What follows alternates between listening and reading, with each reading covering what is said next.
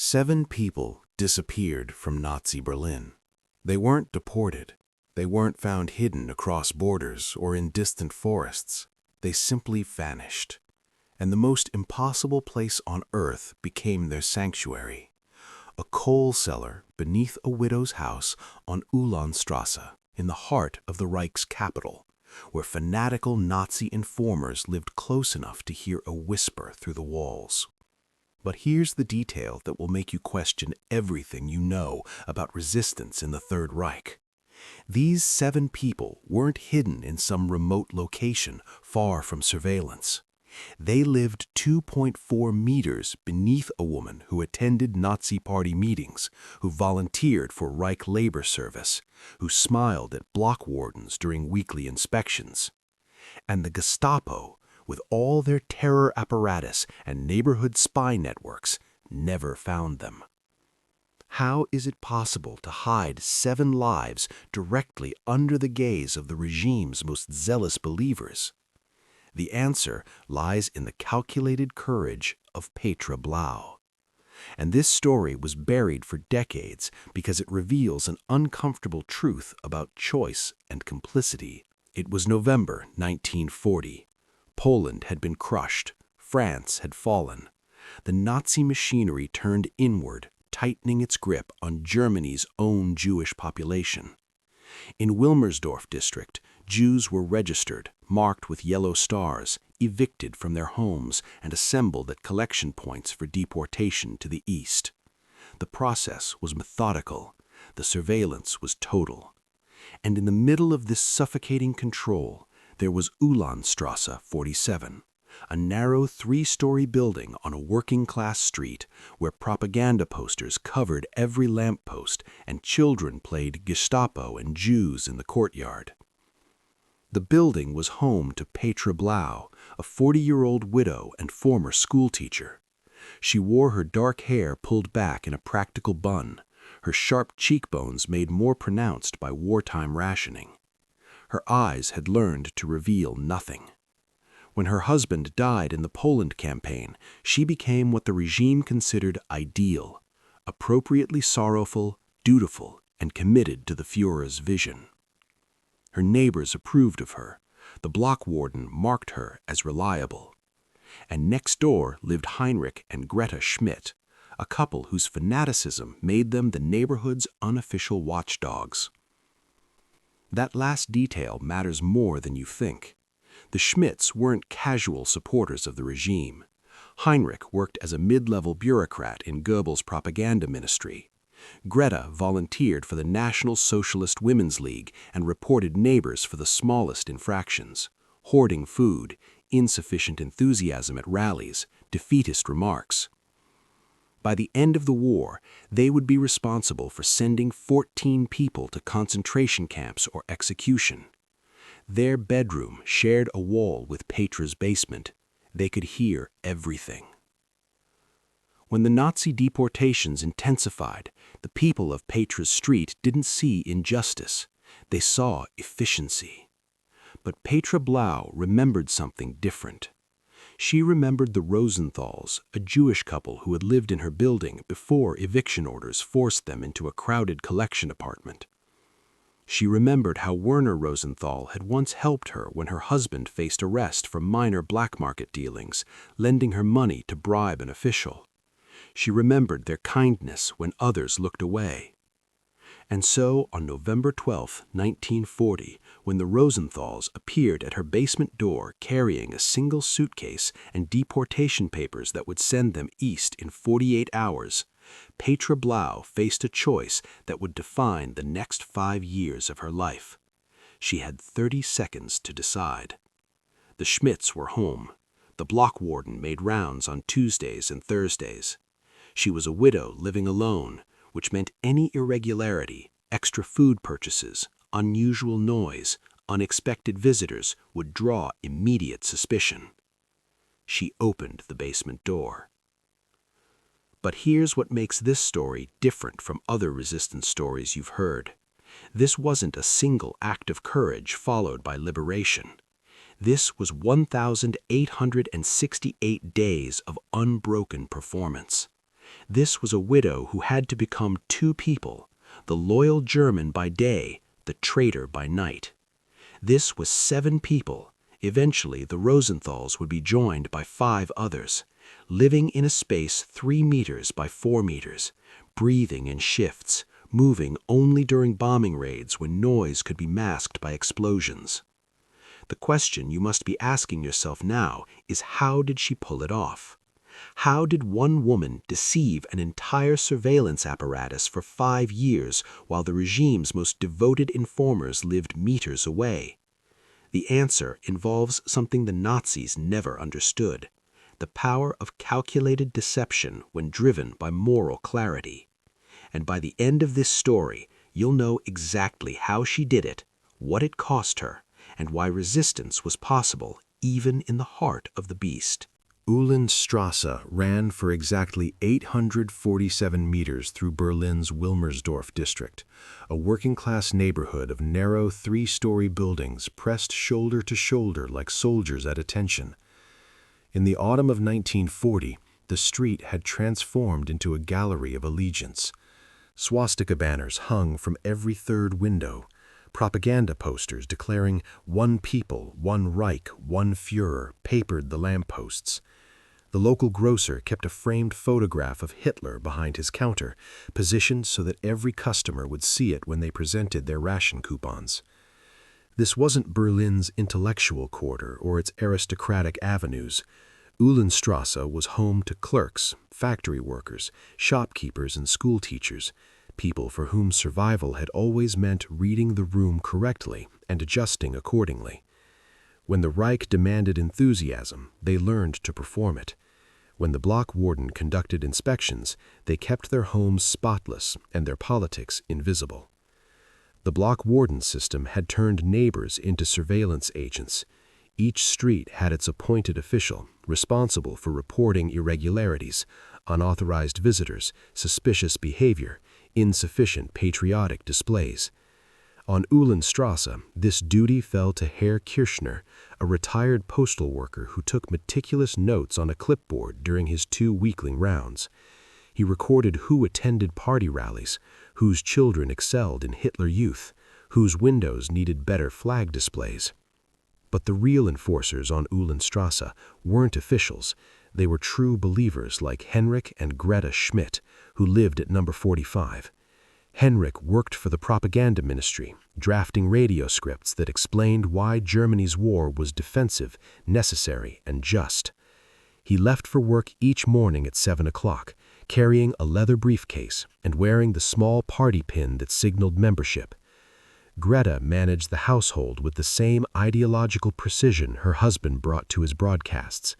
She organized neighborhood collection drives for the Winter Relief Fund, led discussions on proper German motherhood, and maintained a mental registry of everyone's loyalty.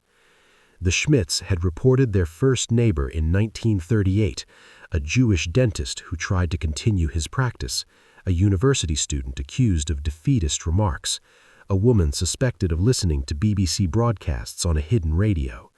The pattern was always the same: a quiet conversation with Herr Kirchner, followed by a visit from the Gestapo, then an empty apartment and neighbors who suddenly couldn't remember the disappeared family's names. Into this landscape of performed loyalty lived Petra Blau at number 47, sharing a building wall with the Schmidts.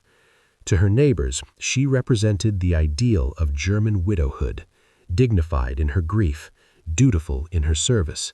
She volunteered 3 afternoons each week at the Reich Labor Service office, processing paperwork for conscripted workers.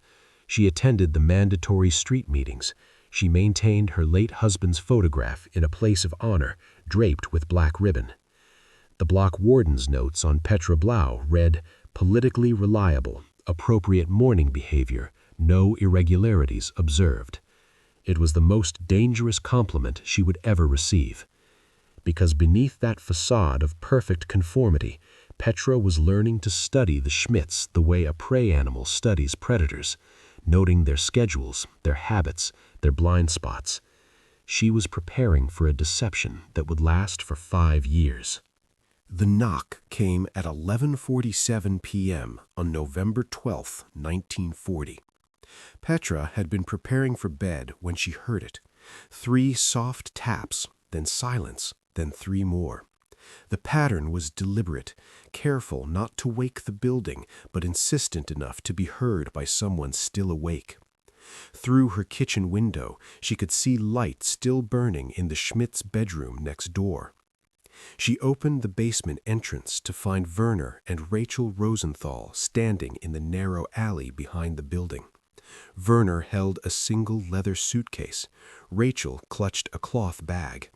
They wore the yellow stars sewn onto their coats, 6-pointed markers that had turned them into legal targets. Werner's deportation notice, folded in his jacket pocket, gave them 48 hours to report to the Levitzow-Strasse synagogue for resettlement to the east. Petra had 30 seconds to decide. She knew what those deportation orders meant. The rumors had spread through Berlin's remaining Jewish community like water through cracks. The trains went east, and people did not return. She knew the risk of hiding Jews. Execution for her, death for them. She knew the Schmidts were home, separated from this moment by a single brick wall. She stepped aside and let them in. The coal cellar beneath her apartment measured roughly 3 meters by 4 meters, with a ceiling so low that Werner had to stoop. It had been used for storage since coal rationing began, a space filled with broken furniture, old crates, and the accumulated debris of decades. The single bulb overhead threw harsh shadows across walls that sweated with moisture. Petra's mind moved through the engineering problem with the systematic precision of a former teacher accustomed to solving complex problems with limited resources. The cellar had one entrance, the door from her kitchen. That made access control simple, but also dangerous. Every trip down would be visible to anyone in her apartment. The walls were brick, shared on one side with the Schmidt's foundation. Sound would travel. Over the next 3 days, working only during hours when the Schmidts were at work and the building was noisiest, Petra transformed the space. She moved all storage items to the front section near the door, creating what appeared to be a packed, unusable cellar. Behind this barrier, she cleared a living area. She lined the shared wall with every blanket and piece of fabric she owned, creating insulation against sound. She installed a second curtain of heavy canvas that could be drawn to hide the back area if anyone descended the stairs. The toilet was impossible. She provided buckets that would need to be emptied during her trips to the communal lavatory, a risk she would have to manage daily.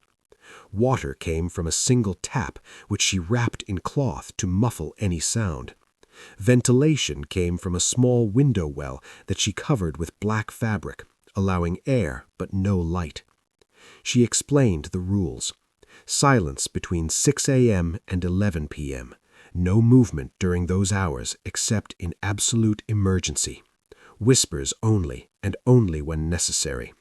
If someone entered her apartment unexpectedly, they had perhaps 20 seconds to become invisible, to stop breathing audibly, to freeze in whatever position they held. Werner asked if she was certain. Petra told him the truth. She wasn't certain of anything except that she couldn't send them back into the street wearing those stars. It wasn't courage, she said. It was simply the only choice she could live with. By the spring of 1942, 7 people lived beneath Petra's floorboards. The Rosenthals had been joined by 3 members of the Goldstein family and 2 others, an elderly man named Jakob and a woman named Miriam whose husband had already been deported. Each arrival had come through whispered networks, desperate referrals, the kind of information passed in shadows between people who had run out of options. The mathematics of keeping 7 people alive became Petra's obsession. A single adult required roughly 1,200 calories minimum to avoid starvation. 7 people needed 8,400 calories daily. Her official ration coupons provided for 1 person. The gap between what she could legally obtain and what she needed was a chasm that required systematic deception. She developed a rotation system with 3 other shopkeepers across different districts, never visiting the same store twice in a week. She claimed her sister's family visited regularly and needed extra provisions. She traded her clothing coupons for food on the black market, meeting contacts in the chaos of bombed-out buildings where transactions could happen unwatched. A forger she'd located through a former teaching colleague provided additional ration carts, crude but functional enough if used carefully and infrequently. Water consumption required equal precision. 7 people needed roughly 14 liters daily for drinking and minimal washing. Every liter had to be carried down in containers that wouldn't slosh audibly. Every liter of waste had to be carried back up, emptied into her own toilet during times when the building's plumbing noise would mask the sound. The silence protocols governed everything. From 6 a.m. when the building woke until 11 p.m. when the Schmidt's bedroom light finally went dark, the 7 lived in enforced stillness. They developed a system of hand signals. They learned to communicate through notes written on scraps of paper that were immediately burned in a small metal container. They moved only during specific windows, when the radio played in Petra's apartment above, when street traffic peaked during shift changes, when Allied bombing raids sent everyone to shelters and noise became irrelevant. The psychological cost was harder to calculate. Werner Rosenthal, once a confident accountant, developed a tremor in his hands from the constant tension. Rachel stopped speaking for weeks at a time, communicating only through nods. Jakob, the eldest, spent hours teaching the others chess moves using pieces carved from coal, anything to keep their minds engaged. Petra found herself unable to sleep more than 3 hours at a stretch. She would wake at 2 a.m., convinced she'd heard a noise, that someone had cried out, that the Schmidts were at her door. She began keeping detailed logs of everything: shopping patterns, visitor schedules, the Schmidts' routines, searching for patterns that might predict danger. The waste disposal became the most dangerous routine. Every 3 days, she carried buckets disguised in shopping bags to the communal lavatory at hours when traffic was predictable. Once Greta Schmidt appeared in the corridor unexpectedly. Petra had frozen, smiled, made small talk about shortages while holding a bag that contained 3 days of human waste, mere centimeters from Greta's spotless uniform. There were moments when the weight became unbearable. Nights when Petra stood in her kitchen wanting to scream, wanting to run, wanting anything except the crushing responsibility of 7 lives depending on her ability to maintain a performance without error. Werner once whispered through the floorboards asking if she was all right. She couldn't answer honestly. Instead, she tapped twice on the floor, their signal for continuous planned. It was the only answer that mattered. Petra Blau attended the Reich Labor Service office every Tuesday, Thursday, and Saturday afternoon. She sat at a wooden desk, processing conscription paperwork, typing names and assignments with mechanical efficiency. Her supervisor, Frau Hartmann, praised her punctuality and attention to detail. When the office celebrated victories on the Eastern Front, Petra raised her coffee cup with appropriate solemnity. When colleagues complained about shortages, she nodded sympathetically and said the Führer's sacrifice demanded theirs in return. Every word was calculated, every gesture was rehearsed. She had learned that survival required becoming invisible through perfect conformity. Too much enthusiasm would seem performative and draw attention. Too little would mark her as unreliable. She existed in the narrow space between, present but unmemorable, dutiful but unremarkable.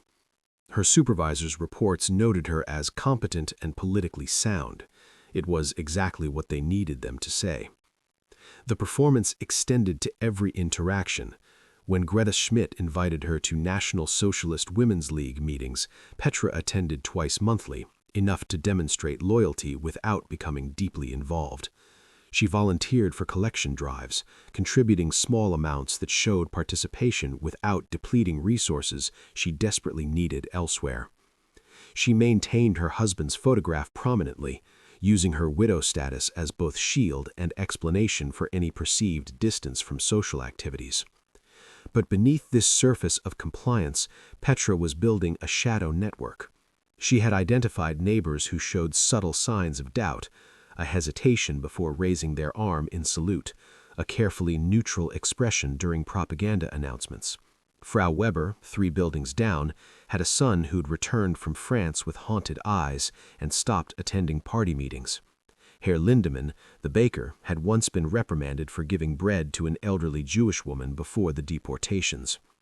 Petra cultivated these relationships carefully, never stating anything explicitly, but creating bonds of quiet mutual understanding. When she mentioned needing extra flour for visiting relatives, Frau Weber asked no questions and provided what she could spare. When her shopping patterns became irregular, Herr Lindemann marked her ration coupons without commenting on the quantities that exceeded a single person's needs. The black market required different skills entirely. Through a former teaching colleague named Ernst, who worked in the railway administration, Petra gained access to a network of traders operating in Berlin's bombed districts. These were not ideological resistors, but pragmatists who dealt in survival. Forged documents, extra rations, medications, information. She met her primary contact, a man known only as Victor, in the ruins of a building near Alexander Plaza. The area had been hit during an RAF raid, creating a landscape of rubble where transactions could occur without observation. Victor provided forged ration cards in exchange for jewelry, clothing, and occasionally information about railway schedules that Ernst could supply. The documents were imperfect, slightly wrong paper stock, stamps that didn't quite match official versions, but functional if used sparingly and at different locations.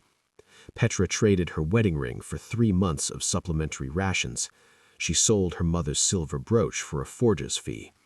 Every transaction felt like shedding another piece of her former life, but the math was simple. 7 people needed to eat, and sentiment couldn't feed them. The cost of maintaining 2 identities manifested in small ways. She found herself forgetting which version of herself she was inhabiting, the loyal volunteer or the traitor. Sometimes at the labor service office, she would catch herself calculating ration distributions for 7 instead of 1.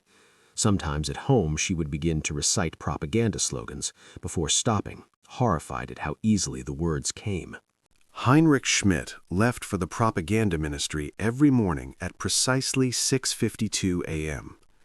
Petra could hear his footsteps in the hallway, the click of his briefcase lock, the measured pace of a man who believed order was a form of patriotism. Greta's routine was less predictable, but more dangerous. She moved through the building and neighborhood at irregular intervals, appearing in hallways and courtyards when least expected, always observing, always evaluating. Petra began keeping a log. She noted the times the Schmidts left and returned, when their lights went on and off, when they had visitors, when their radio played loudest. She tracked their patterns the way a soldier might study enemy movements, because that's precisely what they were. The enemy sleeping 3 meters from 7 people whose existence was a capital crime. Heinrich's danger lay in his systematic nature.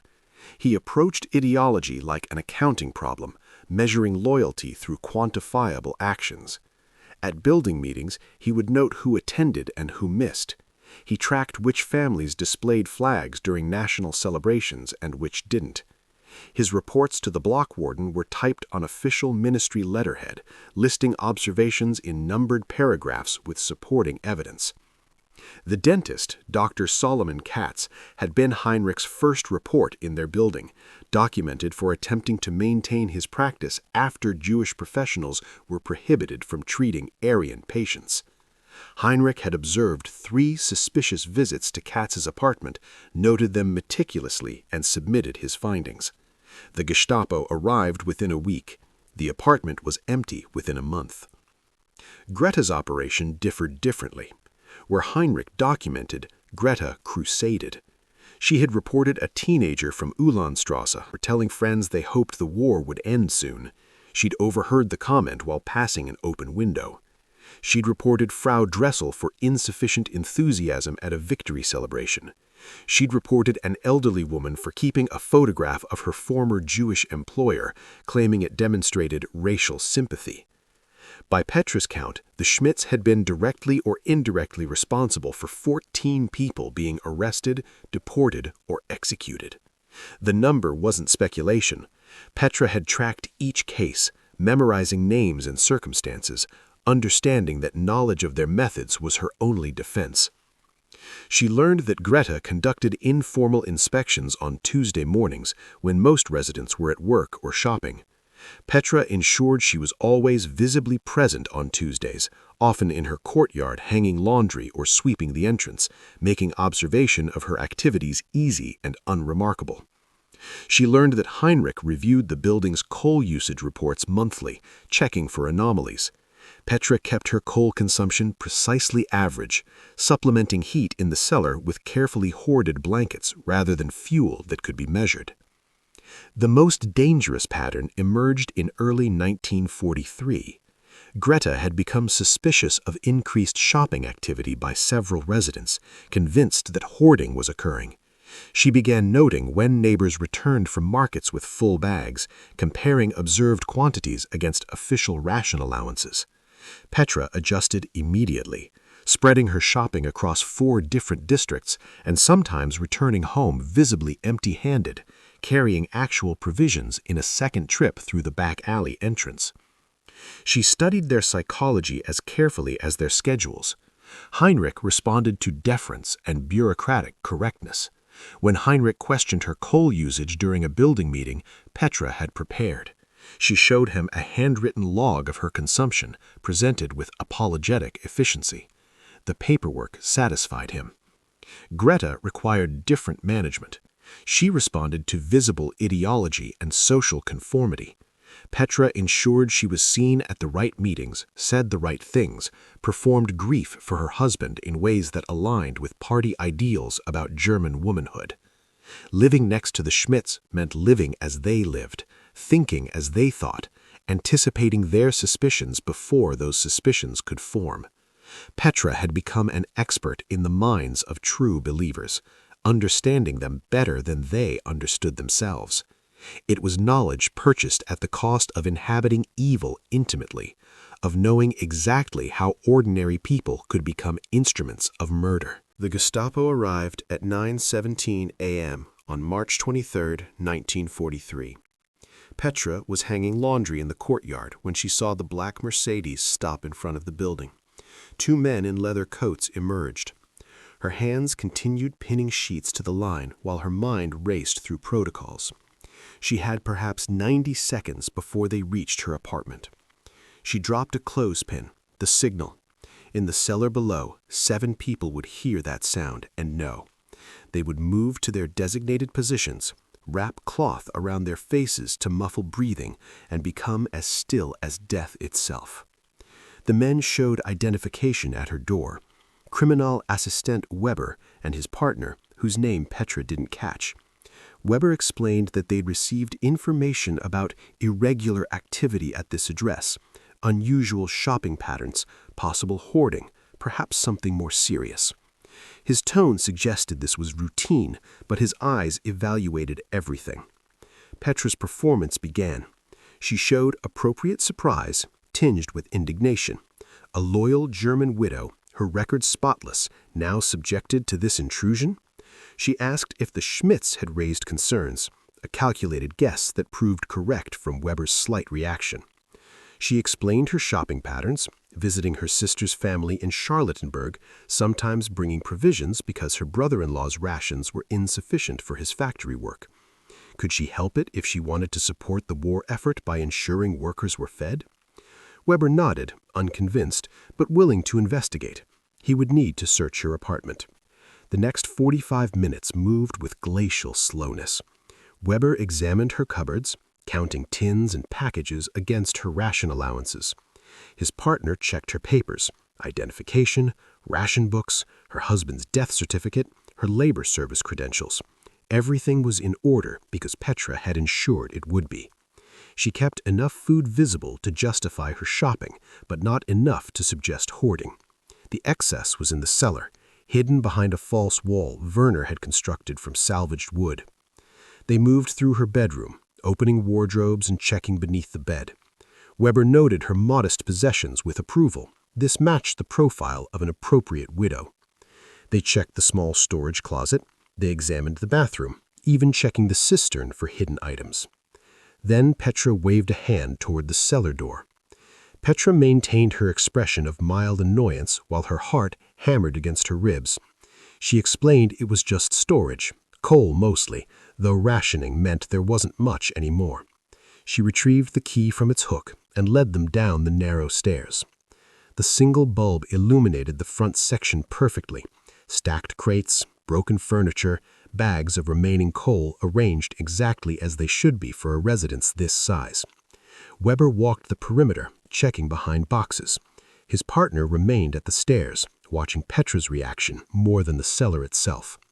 3 meters away, behind fabric and wood and absolute darkness, 7 people stood frozen. Miriam had wrapped cloth around her face hours before the morning silence period. She suffered from a persistent cough that had terrified them all. Jacob's arthritis made standing motionless agony, but he didn't move. Rachel held her hand over her own mouth, fighting the instinct to breathe audibly. Weber examined the coal supply, poking at bags with his foot. He checked the foundation walls, looking for signs of recent construction. He was thorough, but not inspired. This appeared to be exactly what it claimed to be. Then Petra shifted her weight and a floorboard creaked above them. Weber looked up sharply. Someone else's home? Petra's mind provided the lie instantly. The building settles. These old places creak constantly. Drives me mad at night. She moved deliberately, walking across the cellar floor, generating more creaks. See? The whole structure is like this. Age and the bombings haven't helped. Weber accepted this. He'd heard similar complaints from dozens of buildings.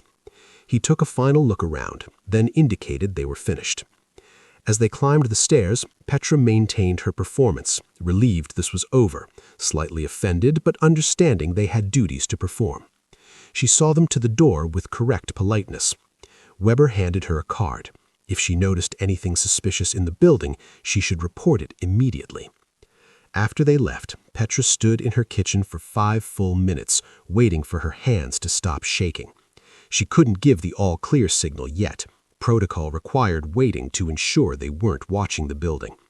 Below, 7 people remained frozen, maintaining the discipline that had just saved all their lives. The RAF raid on February 3, 1944, hit 3 blocks from Uhlandstrasse. The explosion arrived at 2:47 a.m., a massive concussion that shook the building's foundations and sent residents scrambling to the communal shelter. Petra descended with the others, performing the expected ritual of fear and compliance, while her mind fixed on a single thought: the cellar. When the all-clear sounded at dawn, she returned to find a crack running the length of the eastern wall. It started near the ceiling and spread downward like a lightning bolt frozen in masonry, roughly 2 centimeters wide at its broadest point. The damage was visible from the main cellar area. Anyone conducting even a casual inspection would see it and question why repairs hadn't been made. Worse, the crack had destabilized the false wall Werner had built. The concealed living area behind it was now partially visible through the gap, a sliver of fabric, the edge of a blanket, evidence of habitation where none should exist. Petra had perhaps 48 hours before the building superintendent conducted his post-raid inspection. She needed materials, tools, and the expertise to repair structural damage without raising questions why a widow would attempt such work herself or what she might be concealing. She found Ernst, her railway contact, at their usual meeting spot. He located a mason willing to provide materials, no questions, payment in cash from Petra's dwindling reserves. She claimed the damage was in her apartment wall, that she wanted to avoid official repair requests because they took months and she feared the crack would worsen. The mason accepted this reasoning. Half of Berlin was attempting unauthorized repairs. For 2 days, she worked during the Schmidt's absence, mixing mortar and filling the crack with trembling hands that had never done such labor. The work was crude, but functional. She painted over it with whitewash, making it appear like an old repair rather than a new one. She reinforced the false wall from inside, working in the cramped darkness with Werner directing her in whispers. The physical work was manageable. The psychological cost was not. On the second night, exhausted and covered in mortar dust, Petra stood in her kitchen and felt something inside her fracture more completely than any wall. She looked at the cellar door and felt not compassion, but rage. Rage at Werner for knocking on her door that November night. Rage at all 7 of them for existing, for making her into this person who lived in constant terror, who couldn't sleep, who had traded every possession and every moment of peace for their survival. She wanted them gone. She wanted her life back. She wanted to stop being afraid every second of every day. The thought horrified her more than any Gestapo search. She descended to the cellar and saw Werner's face in the dim light, gaunt, exhausted, grateful. He thanked her for the repair work, for saving them again. His gratitude felt like an accusation. Petra returned upstairs and wept with a silence she'd learned from them, covering her mouth so no sound would escape. She understood then what courage actually cost. It wasn't a single dramatic moment of choice. It was the slow erosion of yourself under the weight of sustained terror, the discovery that you could resent the very people you were dying to protect, that heroism and hatred could coexist in the same exhausted heart. She thought about what it would be like to simply open the door, to tell the Schmidts everything, to end the unbearable weight of performance. The fantasy lasted perhaps 30 seconds before shame replaced it. In the morning, she brought breakfast down to the cellar, as always. Werner asked if she was all right. Petra lied and said yes, because that's what courage had become. Not the absence of breaking, but the discipline to continue after you'd already shattered inside. The building superintendent inspected the cellar 3 days later. He noted the crack, saw the repair work, and marked it as addressed by resident. He didn't question why a widow would do such work herself.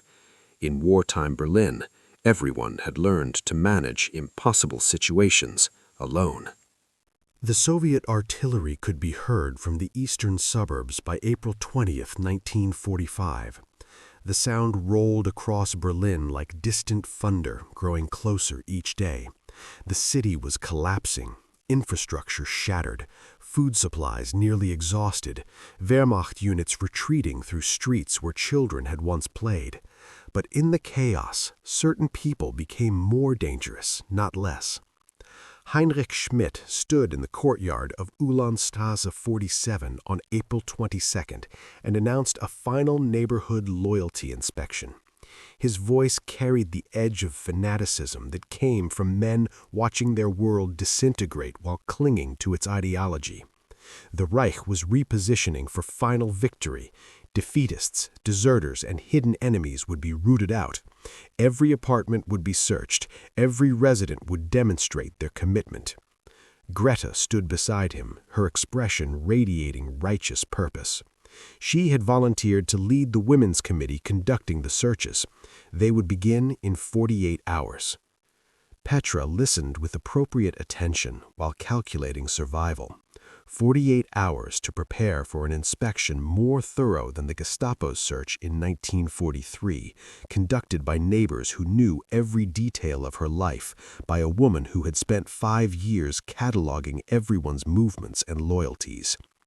That night she held an emergency conference through the cellar floorboards. Werner's voice came up steady despite the terror they all felt. They could attempt to evacuate, try to reach Soviet lines, but the city exits were heavily guarded, and moving 7 people through a militarized urban landscape was essentially impossible. They could surrender and hope for mercy, though mercy from the SS in Berlin's final days was a fantasy. or they could trust the system that had kept them alive for 1,826 days. They chose to trust it. Petra spent the next 48 hours perfecting the cellar's deception. She moved additional debris to the front section, making it appear even packed and unusable. She rehearsed her responses, her explanations, the performance of a widow whose only crime was excessive tidiness. She prepared a sedative, drops acquired from her black market contact, in case anyone in the cellar couldn't maintain silence. The inspection began at 9 a.m. on April 24th. Greta Schmidt led a committee of 3 women through the building, starting with the upper floors and working down.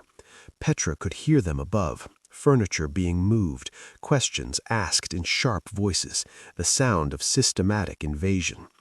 They reached her apartment at 11:30. Greta's efficiency was terrifying. She examined everything: cupboards, papers, the small items of Petra's life arranged and evaluated for signs of disloyalty. She questioned the food supplies, though they were carefully calibrated to acceptable levels. She inspected Petra's wardrobe, noting that certain items were missing. Sold, Petra explained, to make ends meet. Then Greta indicated the cellar. As they descended, Soviet artillery struck closer, perhaps a kilometer away. The building trembled slightly. In the darkness of the hidden space, one of the younger Goldsteins, a year of 8 who had arrived in 1942, felt the vibration and made a small sound of fear. It was barely audible, but in the silence of that cellar it carried. Greta's head snapped toward the sound. What was that? Petra's mind executed a decision in the space between heartbeats.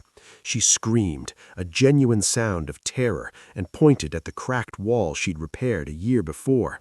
The structure's failing, the bombardment. Another artillery strike hit, closer this time, and Petra let her knees buckle.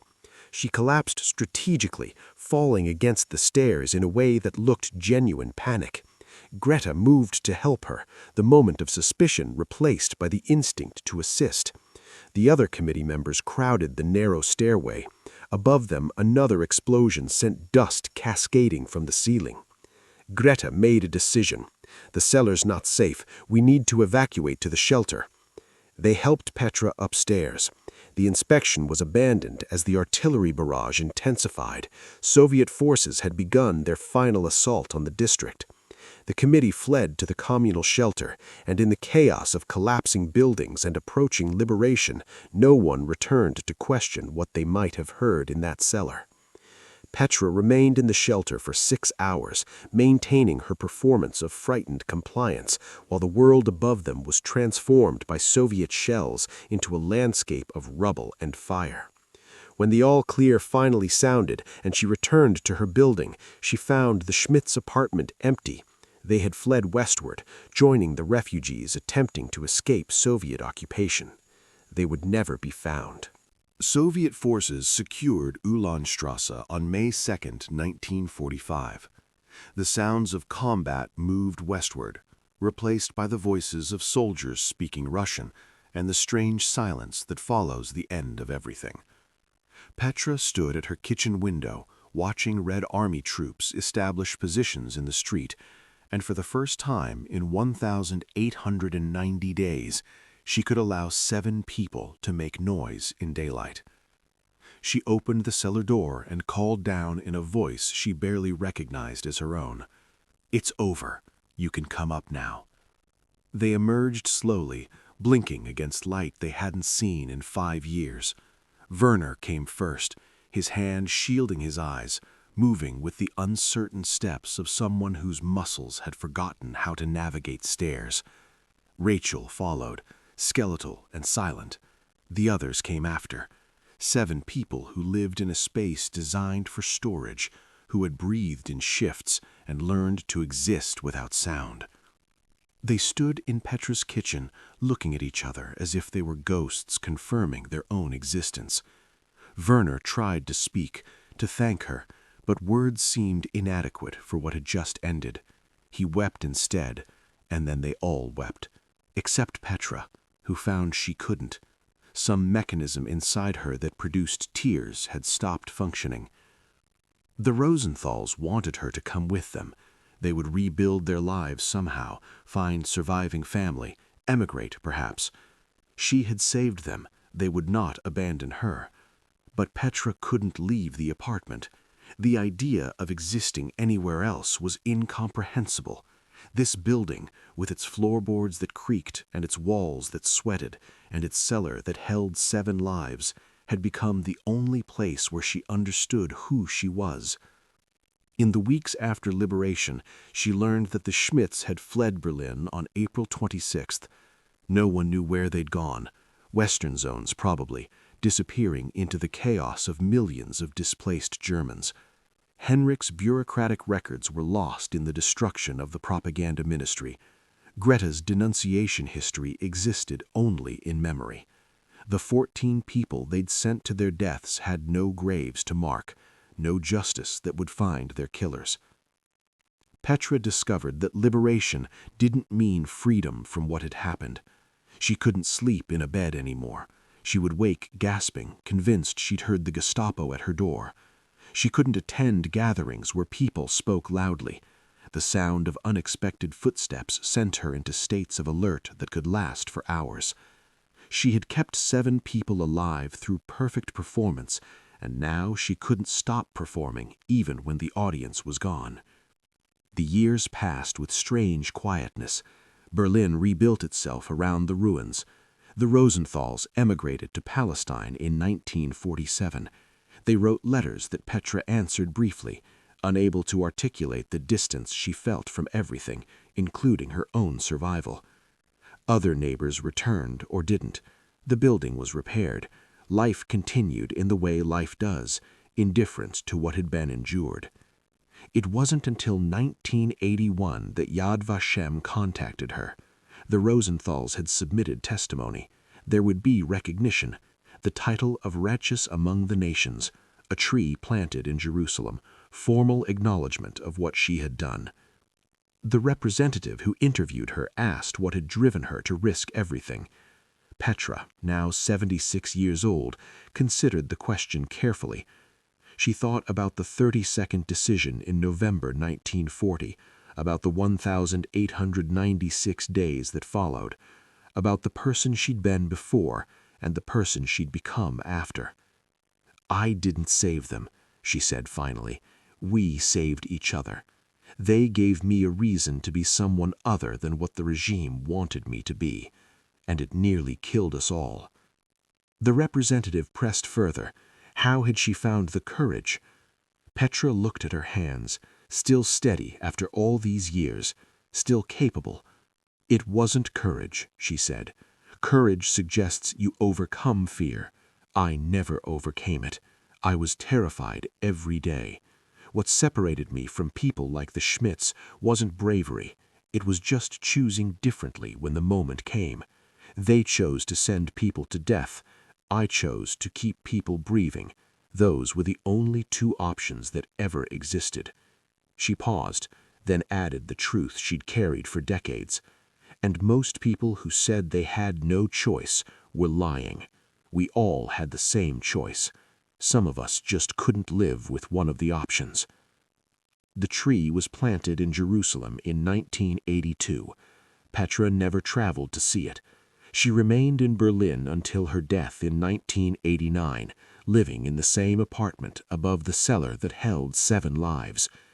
In her final testimony, recorded for the archives, she spoke not about heroism, but about cost, the erosion of self that comes from sustained deception, the way saving lives can coexist with resenting their existence, the truth that righteousness and rage aren't opposites, but companions in the work of survival.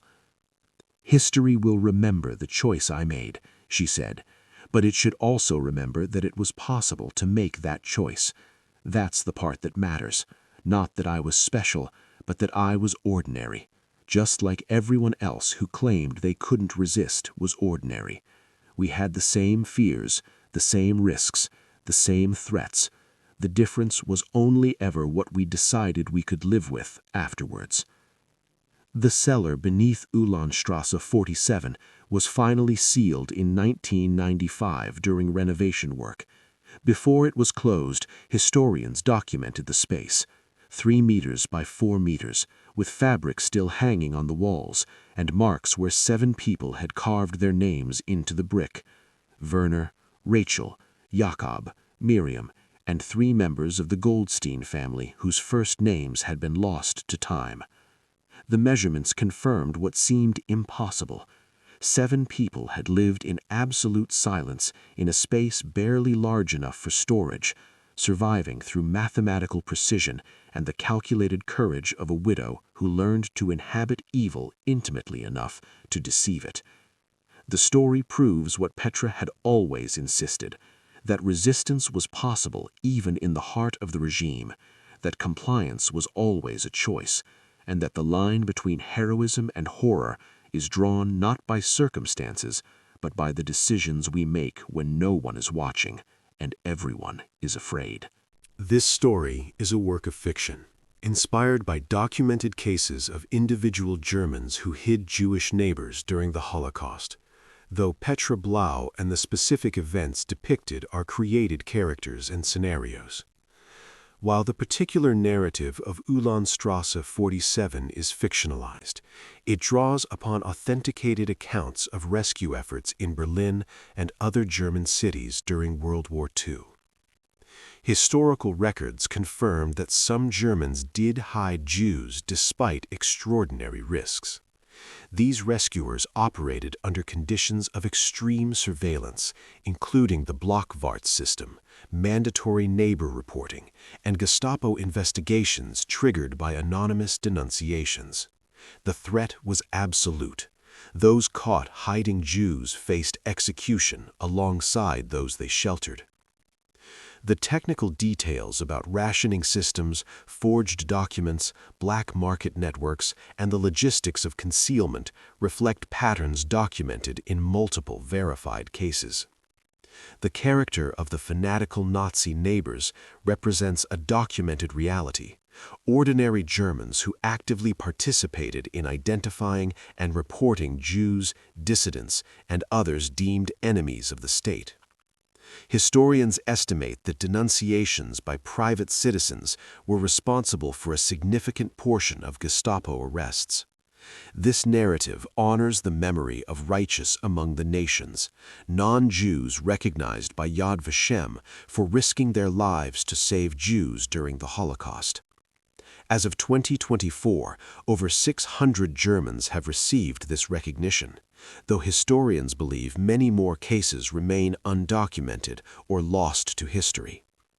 While Petra Blau's specific story is fictionalized, it represents the difficult truth that resistance was possible even under totalitarian surveillance, and that claims of having no choice often masked decisions people were unwilling to make. This story stands as a tribute to those who chose differently. If you subscribe to our channel, we tell the forgotten stories of ordinary people who made extraordinary choices in history's darkest moments. These are the stories that don't make it into textbooks but deserve to be remembered. Hit the subscribe button and join us in honoring the courage of those who risked everything for what was right.